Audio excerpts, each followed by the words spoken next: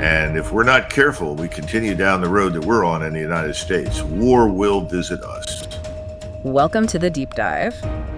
Imagine a global stage, not just shifting, but maybe lurching wildly, where the very foundations of international relations feel less like solid ground and more like, well, quicksand. Yeah, exactly. Predictability in that kind of landscape, it just becomes a luxury, almost a relic. It really does.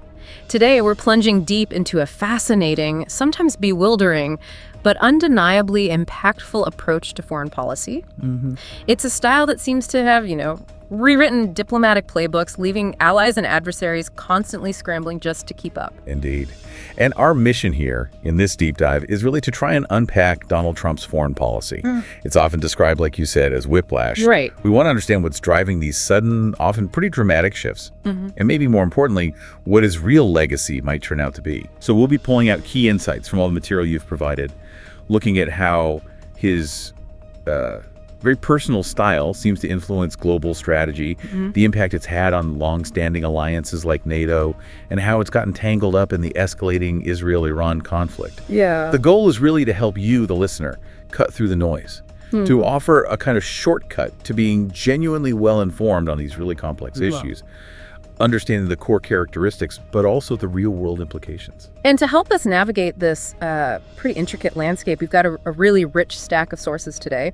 We're talking everything from detailed economic analyses, defense reports, to academic papers looking closely at negotiation tactics, and even some insights from, social media discussions. That variety is key, isn't it? Absolutely. It gives us multiple lenses, crucial perspectives to examine these incredibly complex issues. We want to build a holistic picture, right? Not just one side of the story. Exactly. Yeah. So let's maybe start by looking at what many of our sources describe as the architecture of instability that seemed to define Trump's foreign policy. Okay. This wasn't just, a slight deviation from the norm.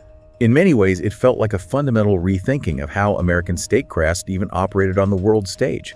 That seems like a really crucial place to start, because when you dive into the material, one of the first things that jumps out is this idea that there wasn't really a coherent Trump doctrine, not in the traditional sense anyway. Right. No grand strategy like, say, the Truman Doctrine or something. Exactly. Yeah. Instead, what the sources describe is an impulsive, convulsive, intuitive approach. It's even depicted as governing by chaos, which you can imagine leads to a pretty unstable, often unpredictable way of making decisions. Think about what that means for other countries trying to figure out what the U.S. will do next. It's a critical point. It really challenges the core of international diplomacy, which, usually relies on predictability, norms, consistent communication. Yeah. The sources paint this picture of a foreign policy where the leader's personal impulses often just overrode established processes, expert advice, even institutional memory. Right.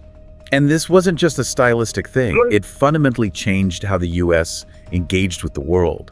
It often left allies feeling kind of disoriented and adversaries guessing, maybe sometimes even emboldened. And you really see this governing by chaos in action with the examples of unpredictability, especially how foreign policy news often broke. Yeah, the tweets. Exactly, foreign policy by tweet. Remember all those highly publicized threats, the policy announcements made directly on social media? It felt totally unprecedented. It really did. Like January 2018, that infamous nuclear button tweet aimed at Kim Jong-un, Trump saying his button was much bigger and more powerful. I mean, that wasn't some carefully worded diplomatic note. It was just raw, unfiltered, instantaneous. And it wasn't just a one-off, was it? It became a pattern. It shattered traditional diplomatic protocol. Then just a few months later, July 2018, that incredibly direct, fiery threat to Iran's President Rouhani. Never, ever threaten the United States again or you will suffer consequences. You remember the rest? Oh, yeah. All caps. All caps. Imagine the shockwaves that sent through diplomatic circles. These kinds of direct, public, really aggressive statements completely bypassed the usual channels, which are normally there for, careful wording and de-escalation. Right. It created this situation where allies, sometimes even his own cabinet members, often learned about major policy shifts in real time, right alongside the general public on Twitter.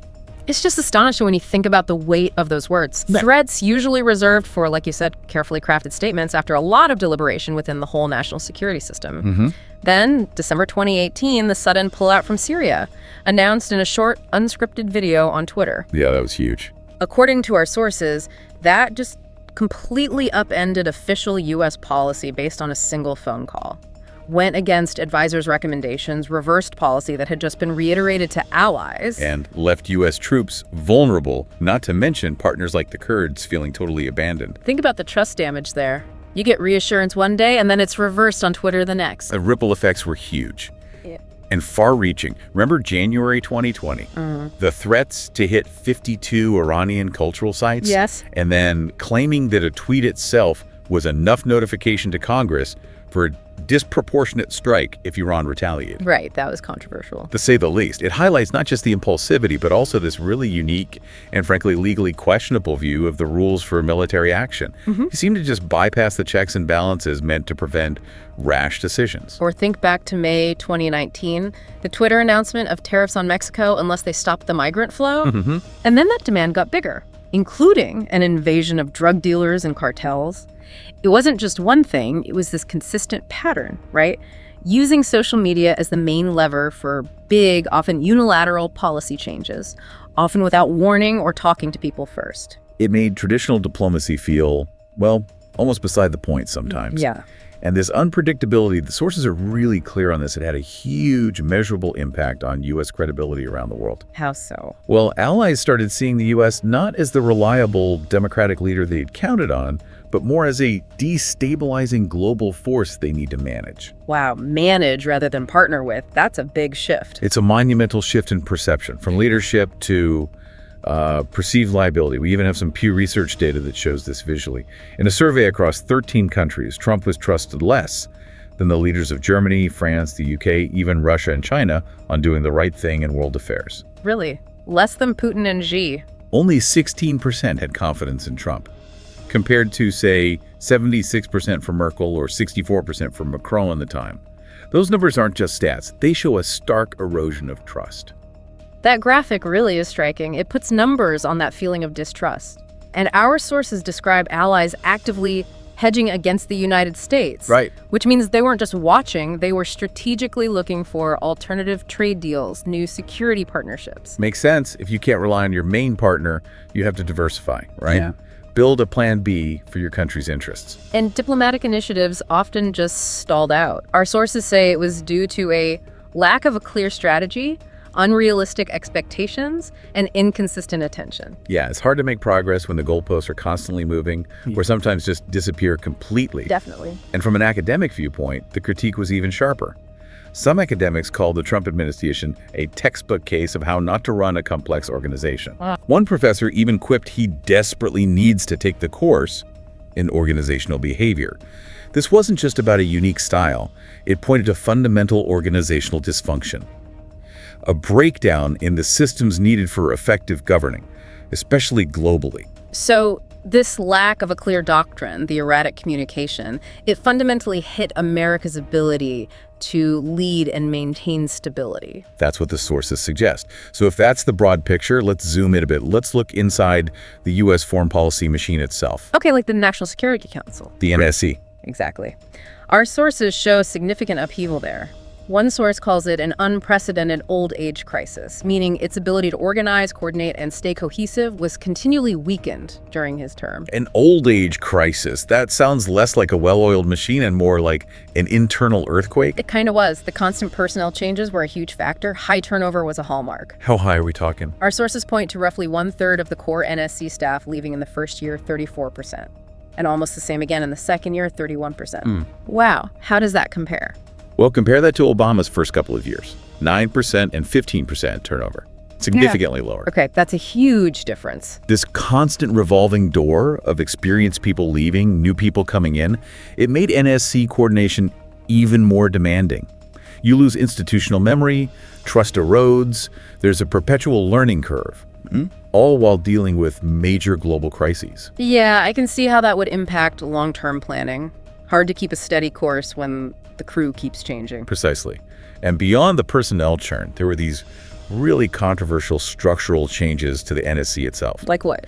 Remember the brief period when Steve Bannon, the chief strategist, was put on the NSC's Principals Committee? Oh, right. That caused a stir. Yeah, placing him essentially level with cabinet secretaries like State and Defense. That was seen as totally unprecedented, highly irregular. Some people even called him a shadow president, suggesting this weird parallel power structure. Unconventional, for sure. Blurring the lines of authority. Definitely. And other changes, too. The Director of National Intelligence and the Chairman of the Joint Chiefs of Staff. They were no longer permanent NSC members. Really? The top intel and military advisors? They were only invited when the meeting is relevant to their responsibilities. Seems like a small tweak, but it had big implications. It centralized power, limited their constant direct input, potentially sidelined their crucial perspectives on a regular basis. And it seems like personal connections and loyalties sometimes mattered more than traditional expertise. The sources suggest that. National security advisors like John Bolton apparently built an inner circle within the NSC, putting personal friends in charge of key areas like Russia, North Korea, Iran. So it's not just about who's leaving, but who's coming in and why. A more personalized approach to snaffing these critical roles. Exactly. Potentially prioritizing loyalty over deep subject expertise or diplomatic experience. And then Robert O'Brien, a lawyer, becoming the 4th national security advisor in just 3 years. Right. That also raised questions about coordinating policy effectively, especially alongside someone like Mike Pompeo at State, who had actually been his superior previously. So this rapid succession, the diverse backgrounds, it all points to this broader pattern of unconventional governance, right? Where the core machinery of national security was constantly being reshaped. Leading to internal confusion and definitely external uncertainty. Okay, so if the foreign policy wasn't driven by a clear doctrine and the NSC was in this constant state of flux, what was driving it? Well, our sources point strongly towards President Trump's personal negotiation style, the famous art of the deal approach. Ah, yes. And a really pronounced preference for bilateralism, one-on-one deals, all heavily influenced by personal connections and a very transactional mindset. That's a key insight. It shifts the focus from traditional statecraft to something more individualistic, almost like business deals. Very much so. His negotiation strategy, as the sources detail it, involves denigrating your competition and relentlessly trying to weaken their BTNA. BTNA, remind us. Best alternative to a negotiated agreement. Basically, what's the other side's plan B if they don't make a deal with you? Got it. Trump's method seemed to be to make that alternative look terrible, so they felt forced to accept his terms. He's quoted saying, "I'll do nearly anything within legal bounds to win." That competitive, almost adversarial approach applied directly to diplomacy. Well, he even wrote about it in his book, right? The Art of the Deal. Said something like, sometimes part of making a deal is denigrating your competition. Yeah, he gave that example about the convention center in New York, praising his site, trashing the alternatives. That was his self-described playbook, just on a global scale. Often to the horror of career diplomats, I imagine. No doubt. And this naturally led to that strong preference for bilateral country-to-country deals over multilateral ones involving many nations. He was pretty explicit about that. Very. He said, I like bilateral because if you have a problem, you terminate. When you're in with many countries, you don't have that same option. Right. He called multilateral settings a mosh pit. A mosh pit where you can't get out of the deal and you take the lowest denominator. Compromises are inevitable there. So it reveals this transactional view where flexibility, the ability to walk away, is paramount, not consensus building. Which makes it really hard to tackle complex global problems, climate change, pandemics that need broad international cooperation. And this sometimes extended to what observers called a kind of sympathy for authoritarian efficiency, didn't it? That's how some saw it. His impromptu meeting with Kim Jong-un accepted the invitation without much consultation. It suggested he preferred that direct top-down approach, seeking commitments from the supreme leader, bypassing complex diplomacy. Like wanting a straightforward deal, skipping the messy democratic processes? Which brings us to the transactional core of his policy, and this recurring theme of personal benefit or perceived advantage. The Saudi Arabia and Khashoggi example comes to mind. That was stark. Incredibly stark. The U.S. government concluded the Saudi government authorized the killing of Jamal Khashoggi. But President Trump didn't publicly acknowledge that or condemn the Crown Prince. Instead, he defended him repeatedly. Woodward's book even quoted him boasting he saved Hussein. Right. It illustrates a clear transactional relationship. prioritizing perceived benefits, arms sales, maybe oil prices over human rights, international law. It sent a powerful message that values could be traded for perceived gains. A very clear interests-first approach, even when those interests clashed hard with stated U.S. values. Another example is Hungary. Under Orban. Yes. Previous administrations worried about democratic backsliding there, growing authoritarianism. Trump seemed to set those concerns aside, embraced Orban's government. What was the stated reason? The strategy was supposedly to keep Hungary from getting too close to Russia or China. But, kind of paradoxically, our sources say the opposite happened. Russian influence actually seemed to grow there during that time. So, a gamble on transactional diplomacy that didn't quite work out as planned. Seems that way. This me-first philosophy, as the sources put it, it extended to this broader, malign neglect of relationships, indifference to values. Me first. I'm putting my interest before yours. That fundamentally changes how other countries see U.S. foreign policy, doesn't it? Less about shared values, collective security, more about individual leaders and immediate, maybe self-serving deals. Exactly. And that had real detrimental effects on efforts to promote democracy and human rights, which historically were pillars of U.S. policy. Oh, so? U.S. officials reported foreign counterparts just didn't take them seriously on human rights or rule of law because of the, quote, baggage in Washington. Wow. Efforts on press freedom were hindered too. The administration also seemed willing to undermine democratic values, disparaging laws like the Foreign Corrupt Practices Act, the anti-bribery law. Right. Trying to cut funding for anti-corruption programs, pulling out of international initiatives. It all reflects, according to our sources, a willingness to sometimes use U.S. foreign policy for perceived personal benefit, including, potentially, improving election prospects, like in the Trump-Ukraine scandal. Ah, yes. That really brought this into sharp focus. Laid it bare in stark terms, as one source put it. That July 2019 phone call, where Trump asked President Zelensky to do us a favor, though, referencing investigations into a political rival. Yeah. That was seen as a clear, pretty egregious example of leveraging foreign policy for personal political gain, a dramatic departure from the usual norms of nonpartisanship in foreign relations. Okay, so that's the architecture. Unpredictability, NSC churn, a personal transactional style. Let's pivot now to how this played out with a key traditional alliance, NATO and Europe. A story of tension, changing demands, unexpected responses. Definitely a roller coaster with NATO. From threats to, more recently, some shifting praise. But first, some context is crucial, right? Yeah, absolutely. Since WWII, the U.S. has really dominated NATO. Biggest budget share, setting the agenda, providing all the supreme allied commanders, starting with Eisenhower. It's fundamentally been an American-led alliance. And to be fair, Trump wasn't the first U.S. president to push Europe to pay more for defense. That's been a recurring theme for decades. Absolutely not the first. But he amplified that demand like never before, made it central to his critique, often threatening to pull out or reduce commitment if allies didn't hit that 2% GDP spending target. The rhetoric was just way more confrontational. So how did Europe respond to that intense pressure? Well, the sources show they have steadily increased defense spending since 2014, moving from around 1.47% average up to nearly 2% of GDP by 2024. So progress is being made. Definitely. And 8 more members are expected to hit that 2% threshold this year. Plus, the war in Ukraine has obviously been a huge wake-up call for Europe. Right, that provides its own urgent motivation beyond U.S. pressure. Makes them acutely aware they need to boost spending and fix structural weaknesses in their own defenses. So they're spending more, but are there still challenges? Oh, absolutely, especially with industrial capacity. The numbers are pretty telling. Between mid-2022 and mid-2023, EU countries spent $75 billion on defense. Okay, that's a lot. It is, but get this. 63% of that money was spent in the U.S. on American hardware and ammunition. 63%, wow. So European budgets might be bigger, but they can't necessarily buy European-made equipment fast enough. That seems to be part of the problem.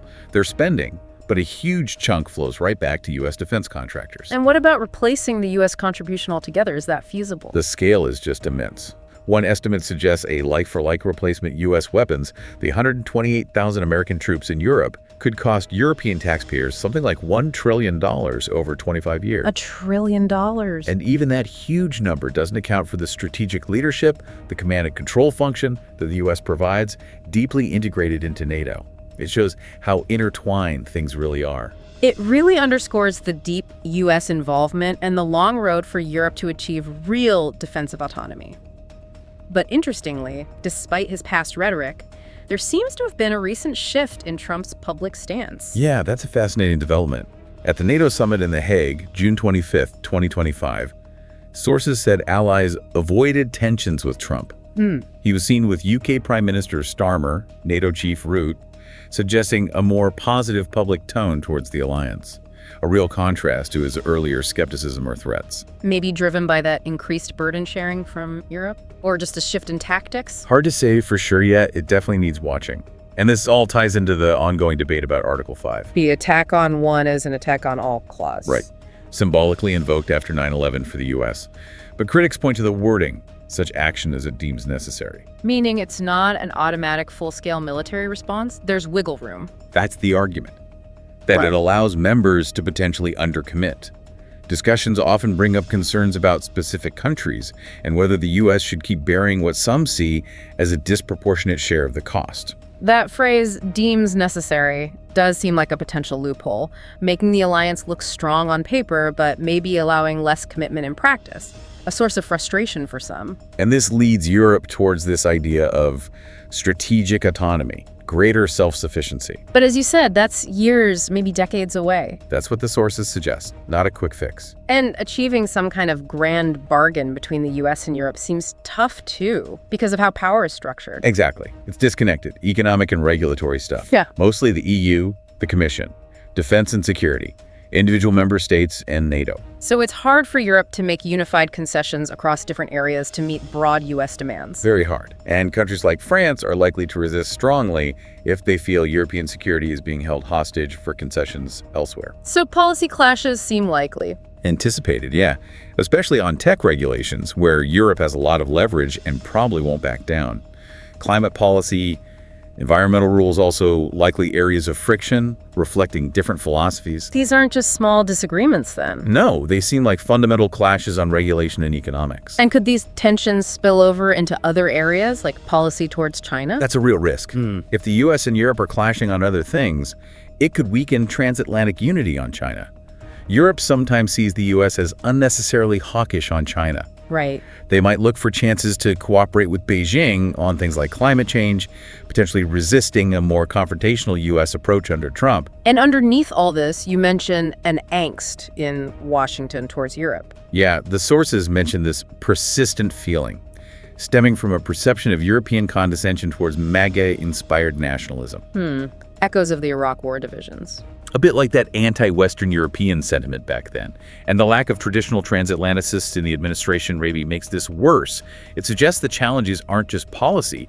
They're deeper cultural, ideological clashes shaping how each side sees the other.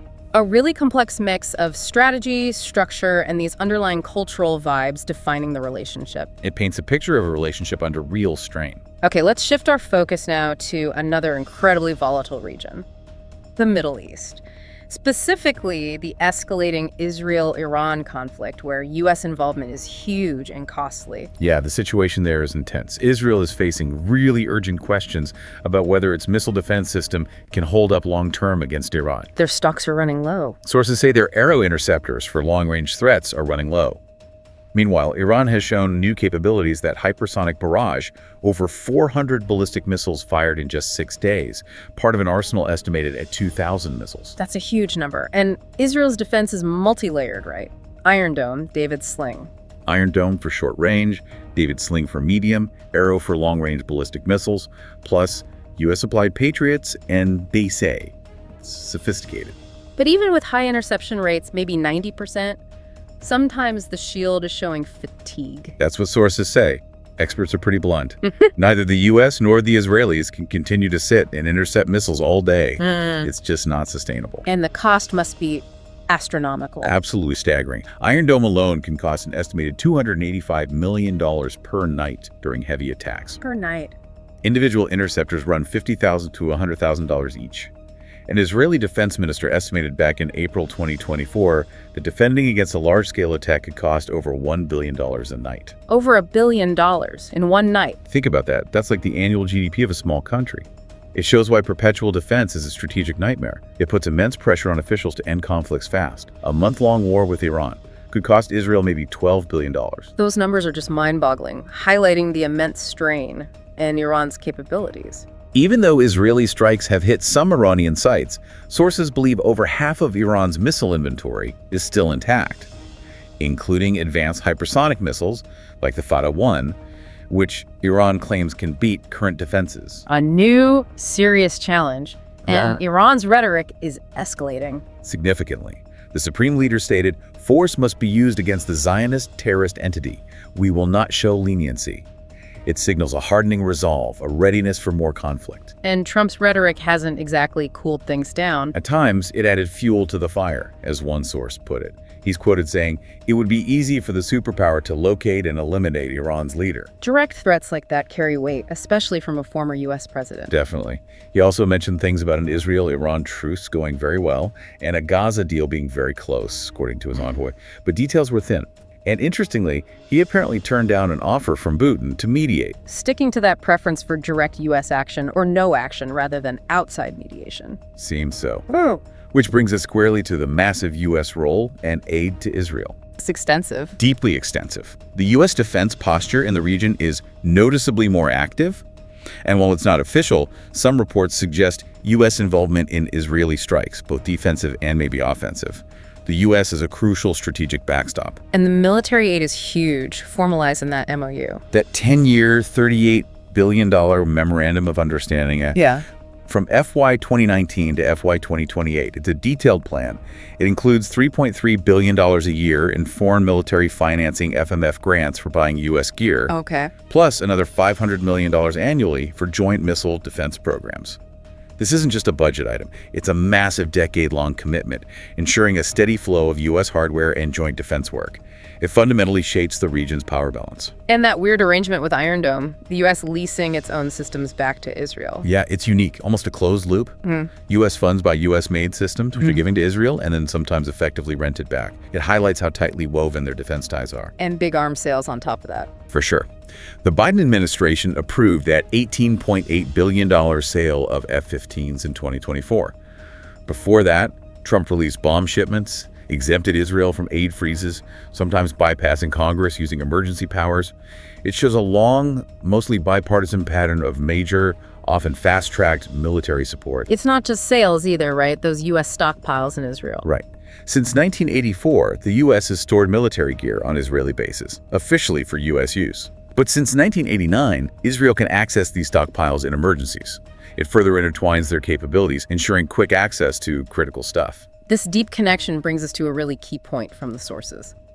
The economics of it all. Yes, the economics of the situation are 100% beneficial to the United States and its military-industrial complex, and by extension, all the people they employ. That's a powerful statement. It points to a direct financial incentive within the U.S. for continued defense spending, arms sales, ongoing military engagement. It's an economic engine. A huge one. Sustaining manufacturers, researchers, workers across the country. Creates a strong constituency for keeping that spending going. And while Israel relies heavily on the U.S., it's also navigating ties with China. It is. Significant trade with China, $14.5 billion in 2023. Israel also sells its own defense tech to China's neighbors, like spy satellites to Vietnam. Showing its own industry strength. Exactly. But the U.S. has raised concerns about Chinese involvement in Israeli infrastructure, which adds another layer of complexity. Israel's trying to balance its economic ties while staying deeply linked to the U.S. militarily. Okay, so let's try to wrap this up. What have we really unpacked today?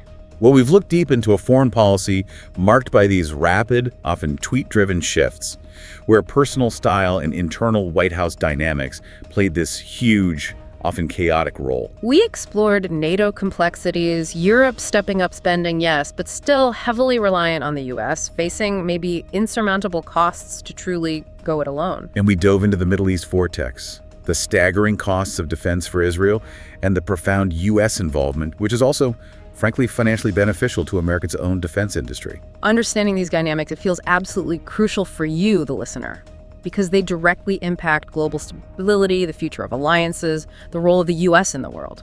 Exactly. These aren't just abstract policies happening somewhere else. They have real, tangible impacts on economies, security, humanitarian efforts globally. They affect billions of lives. So, given this whole picture, the U.S.'s continued deep engagement, especially in defense spending and military aid, here's something to really chew on. Despite all the talk, the promises maybe, to reduce foreign entanglements, even challenge the military-industrial complex, does the evidence we've looked at today suggest, well, a continuation, or maybe even an amplification of traditional U.S. global engagement and defense spending? Or is whiplash itself a sign of some unique, maybe chaotic adaptation to new global realities, driven by this highly individualistic style that paradoxically ends up reinforcing parts of the old system anyway? What stands out to you as the most significant takeaway from this deep dive?